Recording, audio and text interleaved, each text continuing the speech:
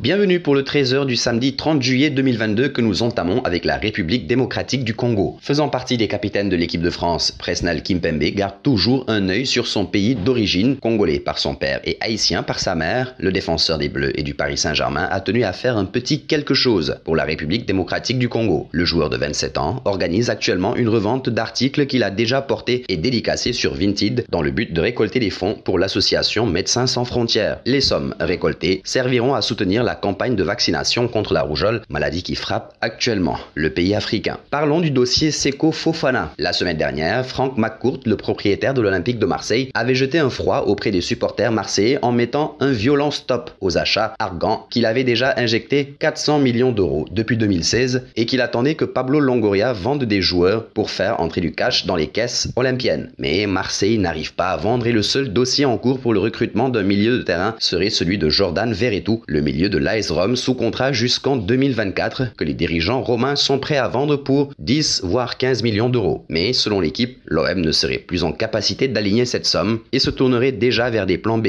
Comment rêver d'un Seko Fofana à 30 millions d'euros quand on ne veut pas s'offrir un Jordan Verretou à 10 millions d'euros? Passons en Allemagne avec la Supercoupe. D'un côté, le meilleur joueur du championnat allemand de la saison écoulée et de l'autre, une icône de Liverpool transférée au Bayern Munich. Christopher Nkunku et Sadio Mané ont rendez-vous samedi soir à Leipzig en Supercoupe d'Allemagne pour ce premier titre de la saison ou le dernier de l'exercice précédent. C'est selon l'affiche de la Supercoupe a souvent proposé un duel entre le Bayern et le Borussia Dortmund 8 fois sur les 10 dernières éditions. Au Bayern, c'est le Sénégalais de 30 ans qui a le plus de chances d'être aligné dès le coup d'envoi sur la pelouse de la Red Bull Arena de Leipzig, a indiqué Nagelsmann. On se rend compte que c'est un vrai pro. Il s'est entraîné dès le début à fond, physiquement très engagé. Avant le match, on sent comment il fait monter la tension. Il se montre très actif à l'entraînement et il coach. C'est réjoui Nagelsmann, passé sur le banc de Leipzig de 2019 à 2021. Histoire de coupe également en Angleterre. Le premier duel entre le champion et vice-champion d'Angleterre apportera les premiers éléments de réponse. Qui des Reds ou les Citizens a conclu le meilleur accord? Ils sont grands, puissants, buteurs, jeunes et désormais joueurs de Premier League. Darwin Nunez de Liverpool désormais et Erling Haaland de Manchester City vont découvrir le championnat anglais le week-end prochain. En attendant, déjà buteurs lors des matchs amicaux, ils lanceront leur duel ce samedi à l'occasion du Community Shield entre Manchester City, champion d'Angleterre en titre, et Liverpool, vainqueur de la dernière FA Cup.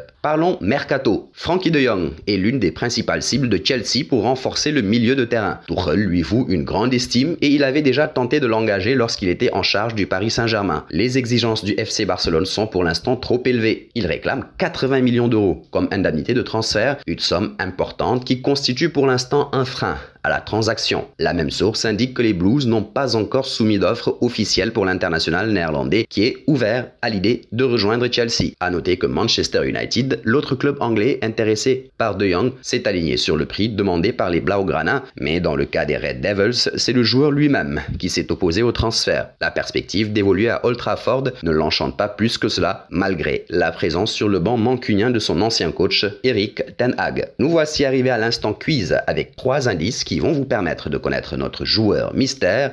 Premier indice, je suis un défenseur âgé de 28 ans qui évolue en France. Deuxième indice, j'ai joué pour 3 clubs dont le SC Corinthians. Troisième indice, j'ai rejoint mon actuel club en provenance de la Serie A. Qui suis-je?